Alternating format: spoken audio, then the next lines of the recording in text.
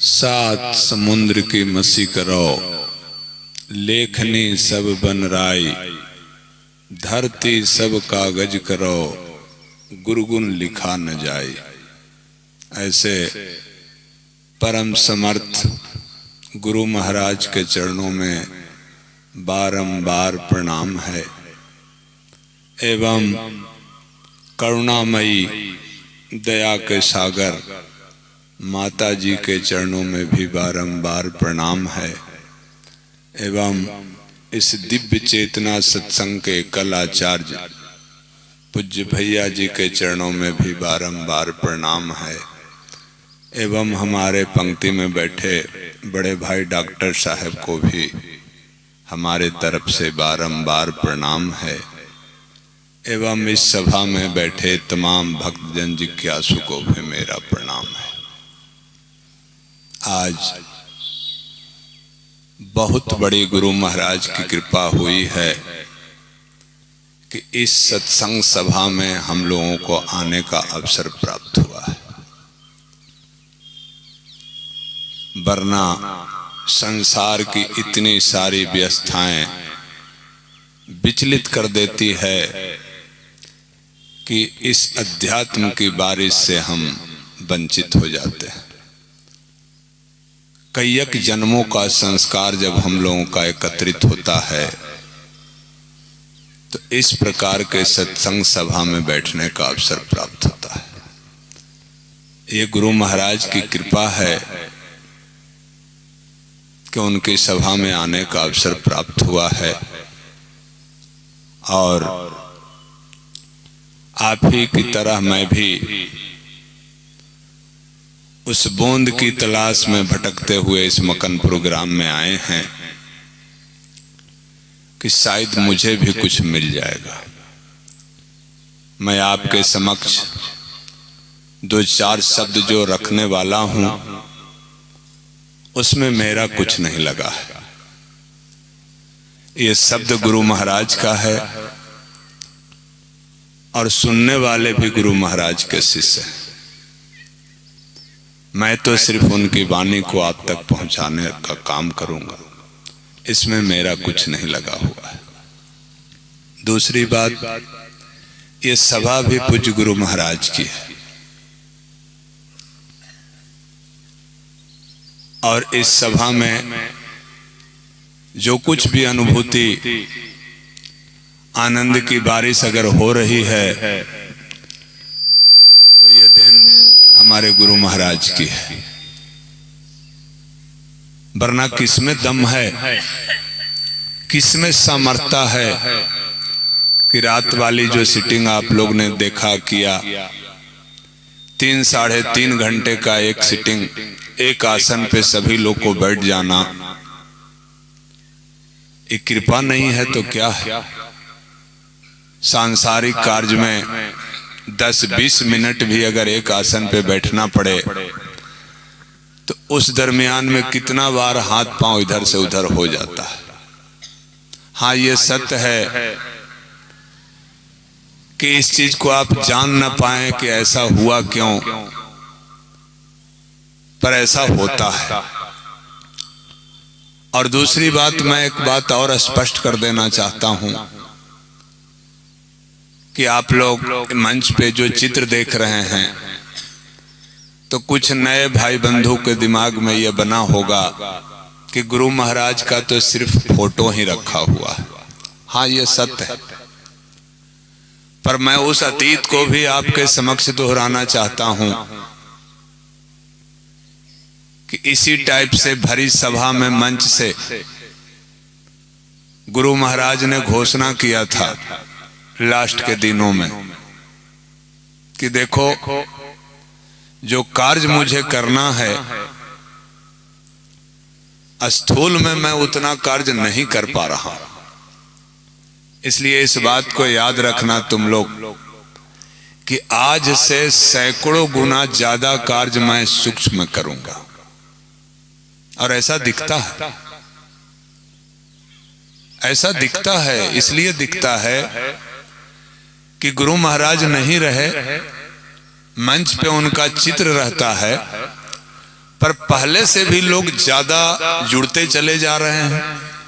तो ये किन से जुड़ रहे हैं? ये गुरु महाराज से जुड़ाव हो रही है। और दूसरी बात, मैं एक और बात स्पष्ट कर देना चाहता हूं कि शाम के बेला में भैया जी ने जो क्रिया बताया, तो क्रिया करने से जो आपका जुड़ाव होगा वो पूज्य गुरु महाराज से होगा। इसलिए कि हम लोग को जो ड्यूटी मिली है वो ड्यूटी सिर्फ कर रहे हैं, उनकी वाणी को आप तक पहुंचाने का कार्य कर रहा हूं। पर इस सत्संग में जो कुछ भी जो आपको अनुभव अनुभूति हो रही है, ये पूज्य गुरु महाराज और पूज्य माता जी का ये देन है। हाँ, ये सोच रहे होंगे कि गुरु महाराज सूक्ष्म हैं, पर स्थूल में हमारे माता जी अभी विराजमान हैं।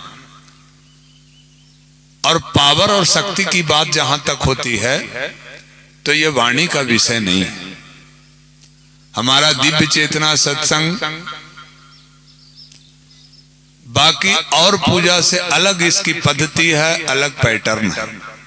यहाँ पे किसी प्रकार का किसी को कोई दिग्भ्रमित और संशय में नहीं रखा जाता है।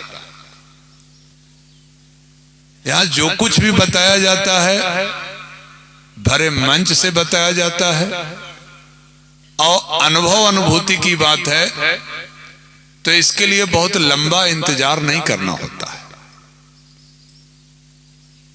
यहां अभी कार्य करने के बाद अभी उसका रिजल्ट नजर आता है। हाँ, ये हो सकता है कि आपकी आस्था, आपकी विश्वास के अनुसार उसमें कमी बेसी हो सकती है, पर ऐसा कतई नहीं हो सकता है कि इस दिव्य चेतना सत्संग की आप क्रिया करें और किसी प्रकार का अनुभव नहीं हो। ऐसा कभी नहीं हो सकता। इसलिए नहीं हो सकता है कि शुरू के दिनों में हमारे साथ भी यही हुआ करता था, और मैं भी और पुराने भाई बहनों से यही क्वेश्चन किया करता था कि सत्संग में जाने से होता क्या है, सत्संग से क्या मिल जाएगा? क्या जो व्यक्ति सत्संग में नहीं जा रहा है वो नहीं जी रहा है? तो ये जब क्वेश्चन उठता था तो इसका आंसर काफी समय बाद प्राप्त हुआ। इसलिए कि वाणी के द्वारा कह देना और उस लायक जब तक अंतर की भूमि हमारी नहीं बनती है तो पूरी पूरी बात समझ में नहीं आती है। और आज भी यह चीज स्पष्ट है, हमारे यहां किसी प्रकार का आपको भ्रम में नहीं रखा जाता है।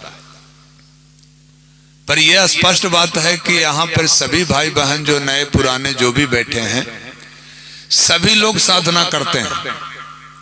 मैं ये नहीं कह रहा हूं कि सभा में आने वाले नए भाई बहन जो हैं वो नास्तिक हैं या पूजा नहीं करते हैं, या ये भी बात मैं रिपीट कर देना चाहता हूं कि मैं ये भी कहने नहीं आया हूं कि आप अपनी पूजा को छोड़ के दिव्य चेतना में ही आ जाए।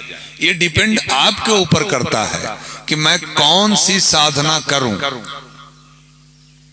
ये सिलेक्शन करना आपके मन की बात है। इसलिए कि आपके मन में यह क्वेश्चन उठना लाजमी है कि मैं सदियों से जिस पूजा को करते आ रहा हूं उससे मुझे प्राप्त क्या हुआ, और अगर प्राप्त हुआ तो हमारी गरीबी क्यों नहीं मिटी। यहां पर गरीबी का जो सवाल है वो मैं बाहरी गरीबी की बात नहीं कर रहा हूं, मैं आंतरिक गरीबी की बात कर रहा हूं। और हमारे यहां की जो साधना है वो आंतरिक गरीबी को मिटाने की साधना है। बाहरी भी मिटता है, पर उस समय बाहरी गरीबी आपकी मिटेगी कि बाहरी गरीबी जो आप मिटाने की बात कर रहे हैं वो बाहरी गरीबी पर आपका थोड़ा सा भी ध्यान आकृष्ट ही नहीं होगा। हमारे यहाँ आंतरिक गरीबी की बात कही जाती है, और हमारे यहाँ की जो साधना पद्धति है वो आंतरिक साधना है। कहीं आप जो सदियों से पूजा की प्रक्रिया जो अपनाए हैं कहीं बाहरी तो नहीं है। जैसा कि हमारे डॉक्टर साहब कल आपको बता रहे थे ना कि दो प्रकार का सत्संग है, बाहरी और आंतरिक। बाहरी के बारे में भी डॉक्टर साहब पूरी बात बता दी, आंतरिक के बारे में भी बता दी। तो अंतर में जाने की जो साधना हमारे यहां की है, जब अंतर में आप जाते हैं, हमारे गुरु महाराज जो आपको क्रिया बताए हैं, उस क्रिया के द्वारा जब अंतर में आप प्रवेश करेंगे, तो अंतर में जैसे ही आप प्रवेश करेंगे तो उसकी आनंद और अनुभूति वाणी से कह के मैं प्रमाणित नहीं कर सकता हूं। कुछ ऐसी वस्तु होती है जो जीवा से उसका टेस्ट को पकड़ा जाता है, कान के द्वारा समझा जाता है, पर ये अंतर में जब आप प्रवेश करते हैं तो शुरू के दिन में ये एहसास जरूर हो जाएगा कि आज जब ऐसा एहसास हुआ है तो 21 दिन बाद हमें क्या होगा। और हमारे गुरु महाराज ने भरी सभा मंच से अपने मुखारबिंद से यह भी स्पष्ट कर दिया है, आप कौन सी साधना करते हैं, किनको गुरु मानते हैं, उस पर कोई तर्क नहीं है, पर हमारे यहाँ की साधना को आप 21 दिन नियमतः सुबह और शाम करके देख लें कि आपके अंदर में कौन सी तब्दीली आती है। इससे आपको यह एहसास हो जाएगा कि अगर यहां बारिश नहीं हो रही है तो यह हवा के नमी से यह पता चल जाएगा कि यहां नहीं हो रही है तो कहीं बारिश हो रही है। यह अनुमान 21 दिन में आपको लगना चालू हो जाएगा। आपके ऊपर डिपेंड करता है आप कितना जल्दी उस अंतर यात्रा को आप संपन्न कर लेते हैं। और जैसे ही अंतर यात्रा आपकी संपन्न होती है, पहला नंबर तो बाहर की गरीबी रह नहीं जाती है, और बाहर की गरीबी अगर रह भी जाती है तो वो सिर्फ नाम मात्र का रह जाता है। इसके लिए कि जब अंतर की गरीबी मिट जाती है तो बाहर का गरीबी कोई मायने नहीं रखता है। इसलिए मायने नहीं रखता है कि जब अंतर की गरीबी जैसे ही आपकी पूर्ण होती है तो बाहर की गरीबी रहेगी पर उसकी दर्द नहीं होगी। यही तो सत्संग में हमारा सबसे बड़ा खासियत है। यह दिव्य चेतना सत्संग ये नहीं प्रमाणित करता है कि इस दिव्य चेतना सत्संग में आने वाले जो लोग हैं उन्हें कोई परेशानी नहीं आएगी, उनके यहाँ कोई मौत नहीं होगी, उनके ऊपर कोई समस्या नहीं आएगी, उनके पास जख्म नहीं होगा, सब कुछ होगा। यह दिव्य चेतना ये नहीं कहता है कि आपके यहां इस प्रकार की कोई घटना नहीं घटेगी। ये तो सत्य है, जो सत्य है वो असत्य कैसे होगा। पर सत्संग में आने से फायदा क्या होगा? हाँ, अंतर की यात्रा जब हमारी संपन्नता की ओर रहेगी तो जख्म होगा पर उसकी दर्द की अनुभूति नहीं होगी। जिस बात के लिए आज हम लोग परेशान हैं कि मेरा बेटा का सर्विस हो जाता, 2 किता बॉम्बे में भी मकान हो जाता, 2 किता बारसलीगंज में भी हो जाता, 10 कट्ठा ये भी बगल वाला हो जाता, ये क्यों हमारे मन में ये सताते रहता है? कभी अपने हृदय पटल पे हाथ रख के देखा? क्या ये भूख कभी समाप्त होने वाली भी भूख है? अगर 2 किता बॉम्बे में होता है तो भूख और बढ़ जाती है कि 2 किता और विदेश में हो। यही तृष्णा के चक्कर में तो हम दुखी हैं। पर जब अंतर की यात्रा आप करना चालू करेंगे तो सबसे पहले जो कड़ी होगी कि आपके घर में अगर माड़ भात भी बन रहा है तो बहुत हैवी टेस्ट और सुकून के साथ वो भोजन आपको अब अंदर जाने लगा है। कल तक के दाल के लिए आप टेंशन में थे और परेशान थे कि दाल वगैरह आपको मन रुच नहीं रहा था, अच्छा नहीं लग रहा था। आज वो नमक भात में आपको इतना मिठास क्यों आने लगा है? अंतर की यात्रा करने से। यह भी सत्य है कि जब अंतर की यात्रा की गहराई में आप उतरने लगेंगे तो हो सकता है कि समाज वाले लोग आपको पागल भी घोषित कर दें।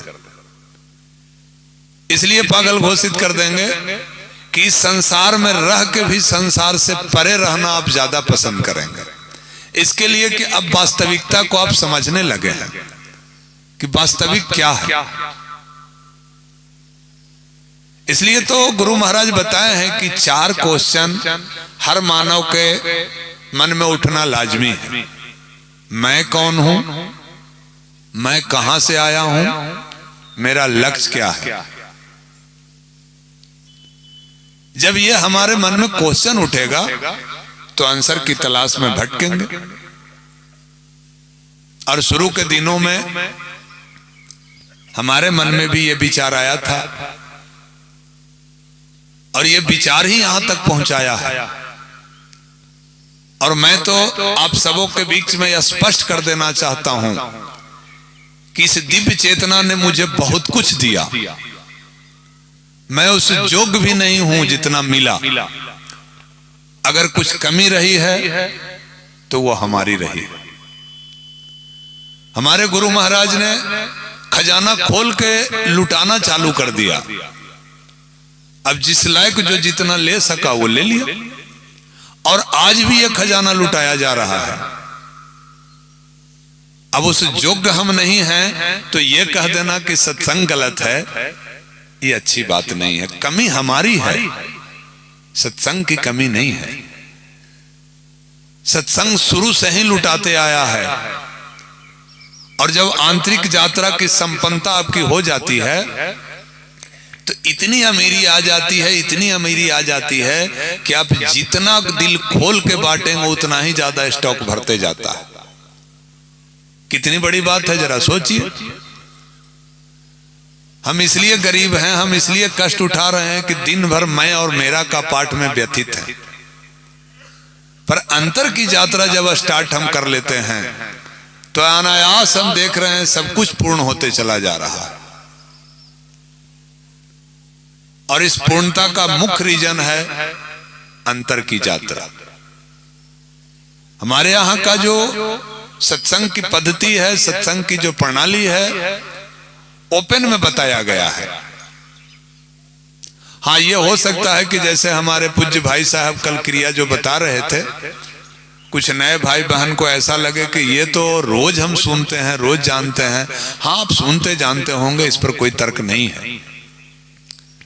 पर वो छोटा सा जो बीज मंत्र है उसमें हमारी गुरु महाराज की पूरी पावर शक्ति उसमें प्रवेश है। और तभी तो छोटा सा मंत्र का इतना बड़ा कमाल है। और रह गई जहां तक चमत्कार की बात, तो चमत्कार की बात को हमारे गुरु महाराज के समक्ष एक बार मेरे साथ भी ऐसी घटना घटी थी।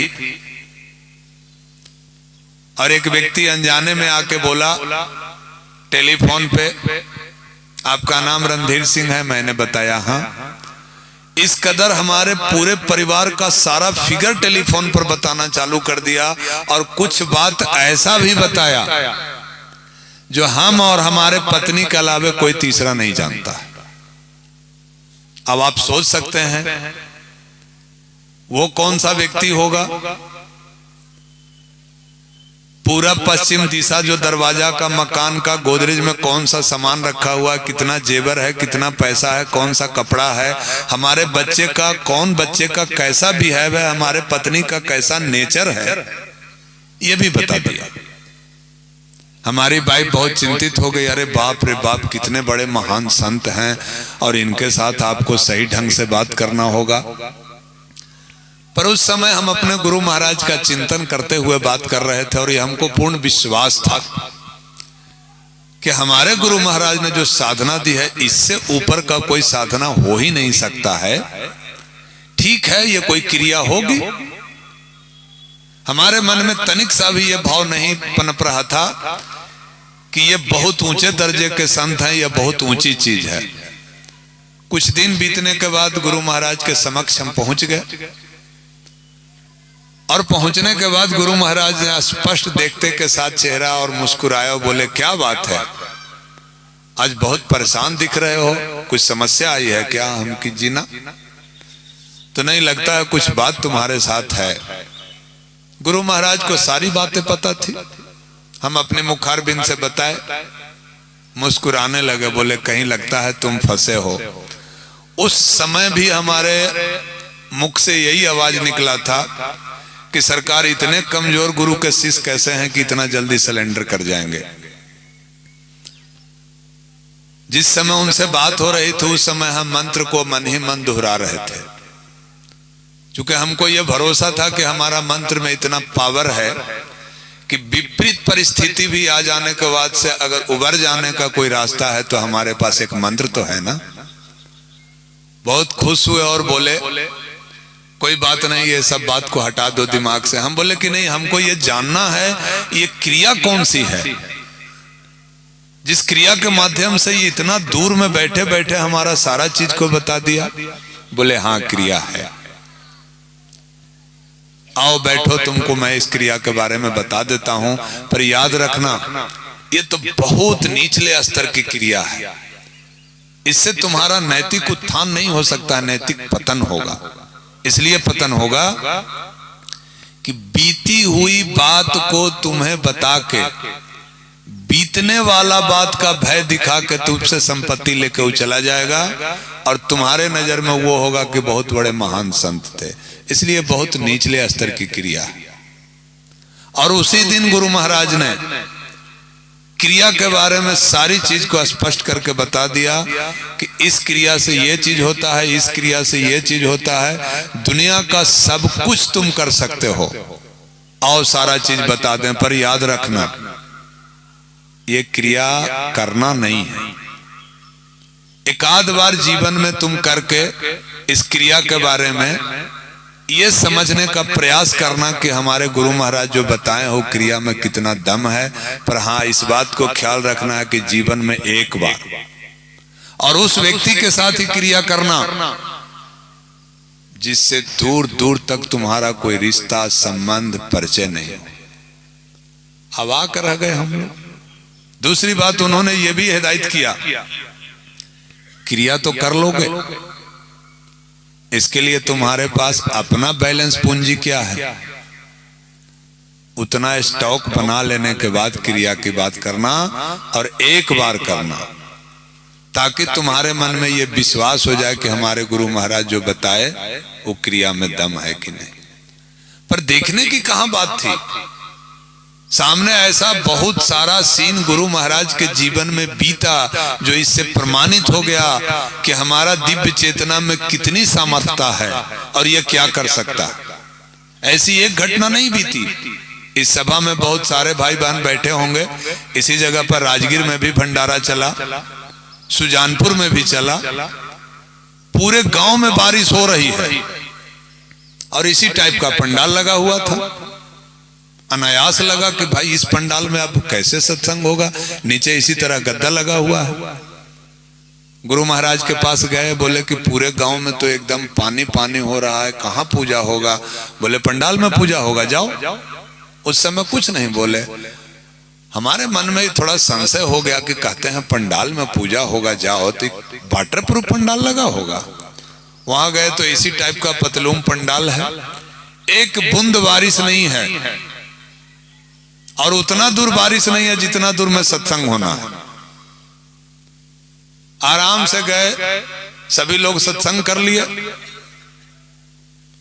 चले आए। अब जरा सोचिए, ये कोई क्रिया नहीं है तो क्या है? क्या सत्संग में कभी बाधा हो सकता है? दूसरी सबसे बड़ी बात, हमारे गुरु महाराज अपने मुखार बिंद से कह दिए कि आजकल देखो क्या होता है, सत्संग में लोग आते हैं और संसार मांगने के लिए पूरा बड़का झोला लेके आते हैं कि हमको तो बेटा के नौकरी दे दीजिए, मकान हो जाए, बेटी के शादी हो जाए, वगैरह वगैरह। खैर, इस पर तो मैं ये नहीं कहता हूं कि क्यों मांगते हैं, पर मांगने का उनका तरीका जो है मैं बता देता हूं। हम लोग सभी को बताए हैं सामने मंच से कि गुरु से कुछ मांगना हो तो कैसे मांगना हो। आज ये बात समझ में आती है। अब जब स्थूल में गुरु महाराज थे और वो अपने मुखार बिंद से मंच से कह रहे थे, उस समय समझ में नहीं आया था। अब उनकी बात समझ में आती है कि गुरु महाराज क्या बताए थे। उन्होंने साफ कहा कि सूक्ष्म से जो मांगा हुआ चीज होगा वो ज्यादा कारगर होगा। और तुम गुरु के समक्ष जाओ और अंतर ही अंतर अपनी प्रार्थना दोहराओ। पर यह कोई जरूरी नहीं है कि तुम गुरु के पास अपनी प्रार्थना दोहराया और सारी मांगे तुम्हारी पूरी हो जाए। वो गुरु का मूड है, गुरु का मौज है, कब किस पर क्या दया बरस जाए और पल भर में तुम्हारा कईयक जन्मों का डिमांड जो है पल भर में पूरा हो जाएगा। इसी डिमांड को पूरा करने के लिए तो ऐसी सभा में हम लोग आते हैं। और अब यह महसूस हो गया कि सूक्ष्म से क्या मिलता है। स्थूल में रह के वो जो बताए थे कि हम स्थूल में वो काम नहीं करेंगे जो सूक्ष्म में करेंगे, वो आज दिखता है, आज पूरा हो रहा है। हाँ, नए भाई बहन को ऐसा लगता होगा कि मंच पे तो एक फोटो रखा हुआ है। हाँ, मैं जानता हूं कि हमारी किसी प्रकार की साधना, किसी प्रकार की पूजा पाठ का मूल मंत्र क्या है? आस्था, विश्वास। आपको यदि एक मिट्टी पर भी विश्वास है तो आपका काम पूर्ण वहां से हो जाएगा। ठीक इसी प्रकार से जो भाई बहन गुरु महाराज के मुखार बिंद से इस बात को सुने थे कि मैं स्थूल से ज्यादा सूक्ष्म में काम करूंगा, तो आज इस चित्र से ही काम हो जाया करता है। चित्र के सामने गिड़गिड़ाने पर, चित्र के सामने अपनी जो कुछ भी मन्नतें रहती है वो पूरा हो जा रही है। और शेष जो यहां तक बात है, तो सूक्ष्म में गुरु महाराज है ना, स्थूल में तो हमारे माता जी है ना। आज ये सत्संग का जो कुछ भी देख रहे हैं, आज जो ये बगीचा इतना लहलहा रहा है, कल भी पूज्य माता जी का इस पे आशीर्वाद था और आज भी है। मैं उस अतीत को याद दिला दे रहा हूं कि जिस समय हम लोगों की साधना शिविर आश्रम पे चल रही थी, 9-9 घंटे की क्रिया हम लोग को गुरु महाराज करा रहे थे। हम लोग विनती माता जी से करने गए थे कि माता जी अब हम लोग से साधना नहीं होगा, अब बर्दाश्त नहीं हो रहा। हम लोग के पक्ष में माता जी आ गए, बोले नहीं, अब एक भी लोग, ये लोग अब जितने लोग हैं एक भी अब क्रिया नहीं करेंगे, ये लोग को जान ले लीजिएगा, अब इन लोग के साथ में मैं रहूंगा, अब कोई क्रिया नहीं करना है। और पता न कौन सी घूंट माता जी पिला दिए, जो मैं आज भी इस बात को याद दिला देना चाहता हूं। बोले आज मेरे तरफ से सारे उपदेशकों को एक एक गिलास दूध और हॉर्लिक्स दिया जाए, बहुत थक गए हैं। वो दूध और हॉर्लिक्स, कौन सी दूध हॉर्लिक्स थी कि आज तक वो कमजोर बॉडी नहीं होने दे रहा। एक बार जीवन में मिला है माता जी के आशीर्वाद। आज भी हम लोग उसी तल्लीनता के साथ लगे। कल की भी जहां तक बात है, तो इस मकनपुर आने के लिए बहुत तेरे साथी मित्र मंडली तैयार थे, मकनपुर चलना है। मैं इसलिए इस बात को दोहरा रहा हूं कि सभी साधकों के साथ ऐसा होता है। पहले से प्रोग्रामिंग था कि हम लोग 10 आदमी चलेंगे, यात्रा बहुत सुखमय होगा। बारी बारी से सांसारिक कारणों से सभी लोग स्थगित हो गए, मैं अकेला बच गया। हमारे मन में भी निगेटिव भाव आया कि अब सब लोग तो रुकिए गए तो हम नहीं जाएंगे तो क्या होगा, अब सत्संगवा तो वहां हो ही जाएगा, कुछ बहाना कर देंगे कि हमको भी काम आ गया इसलिए नहीं जाएंगे। पर एकाएक अंतर से आवाज आया कि नहीं, तुम गलत करने जा रहे हो। लोग नहीं जा रहा, पर तुम ऐसा गलत क्यों झूठ बोलने जा रहे हो? तुम्हें जाना चाहिए, उस सत्संग में बहुत कुछ मिलने वाला। अंतर से आवाज आई और ट्रेन भी छूट गई थी, तो मन में आया कि कुछ नहीं, अब कुछ नहीं, रुकना नहीं है, सब काम छोड़ के चलना है, कुछ वहां मिलने वाला है। और मोटरसाइकिल से आ गए और मिल गया। अब मैं सारी बात को आध्यात्मिक या सांसारिक मैं क्लियर करना नहीं चाहता हूं, पर अगर गुरु महाराज का ये चित्र ही था तो मुझे जो मिल गया वो कहां से मिल गया? ये सत्य हो गई गुरु महाराज की वाणी कि उन्होंने जो कहा था कि मैं सूक्ष्म रूप में ज्यादा काम करूंगा और ज्यादा हो रहा है। और ये जो अनुभूति आनंद की जो बरसात हो रही है, ये गुरु महाराज की कृपा ही तो है। उसी बरसात में भीगने के लिए हम लोग भी इतना दूर से दौड़े दौड़े आए हैं और इसका आनंद मिल रहा है। इसलिए मैं तमाम भाई बहनों से ये निवेदन करूंगा कि कई जन्मों का हम लोग को संस्कार एकत्रित हुआ है, तो ऐसे दिव्य चेतना के सत्संग के बैनर तले बैठने का अवसर प्राप्त हुआ है। आप कौन सा पूजा कर रहे हैं, आपके कौन गुरु जी हैं, ये दिव्य चेतना सत्संग आपको न गुरु बदलने कहता है न पूजा छोड़ने कहता है, पर इस बात के लिए जरूर जिक्र करता है कि जिस पूजा को आप सदियों से करते आ रहे हैं उससे कुछ प्राप्त हुआ कि नहीं, और अगर नहीं प्राप्त हुआ है तो कहीं न कहीं कुछ कमी रह गई है। या तो पूजा करने में कमी रह गई है, या पूजा बताने वालों में कमी रह गई है, या पूजा सीखने वालों में कमी रह गई है। पूजा करेगा इंसान और पूर्ण नहीं होगा, और अगर पूर्ण हो जाएगा तो फिर गरीबी कैसी है। इसलिए दिव्य चेतना में गुरु महाराज की साधना करने वाला व्यक्ति 21 दिन के बाद तल्लीनता और आराम से श्रद्धा विश्वास के साथ इस दिव्य चेतना सत्संग की जो क्रिया 21 दिन कर लेगा, उसे यह आभास हो जाएगा कि गरीबी मेरी कैसे मिटेगी और गरीबी कितना दिन में मिट जाएगा। ये किसी से पूछने की आवश्यकता नहीं है, किसी को बताने की जरूरत नहीं है। यही हमारे के यहाँ के साधना है। और मैं अंत में यही कहूंगा कि मुझ में है जप तप न साधन और नहीं कुछ ज्ञान है, निर्लजता है एक बाकी और बस अभिमान है। ओम शांति।